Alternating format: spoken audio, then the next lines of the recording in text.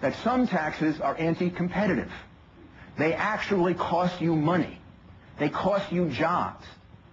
The whole idea of taxing too much in order to get revenues, if you go beyond a certain point, it's counterproductive. You get less revenues. Back in the 80s, the federal government lifted the capital gains tax from 20 to 28%. The federal government lost $45 million. Lost money because it was priced too high. So I cut taxes. I'll give you two examples. I cut the income tax rate by 24%. I was collecting 48% more revenues with the lower tax than with the higher tax. Why? How can you do that? Because more people were working, more people had jobs that paid more money.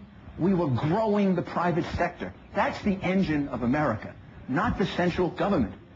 Our country is not great because of its central government. Sometimes people that are in Washington too long. Sometimes people that are in state capitals too long. They think it's about the central government. They can have the plans to straighten things out for you.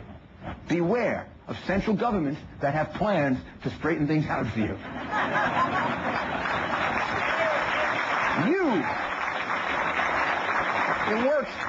It works exactly the other way around.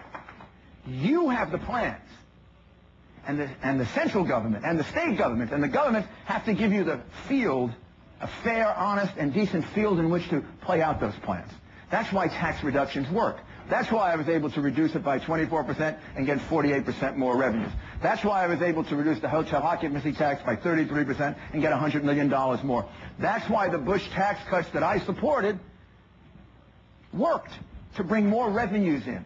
That's why if we cut taxes right now the way I propose, we will revive this economy. Not every tax. You can't cut every tax and make money. You've got to cut the anti-competitive ones. Cut the corporate tax, 35%. Bring it down to 25%. We'll have more jobs in America. We'll have more Americans working. I don't know where my opponents stand on this, but they should have to take a position on this. We should give the death penalty to the death tax. Now, I'm going to tell you why. That's a double tax. You pay taxes all your life, you die, and then the government takes away 55% of your estate from your family. Now, the government is going to give us a break. I want you just to listen to this, because this may give you an indication why we need somebody in Washington that hasn't been breathing Washington air for too long. But just see if this doesn't make the point.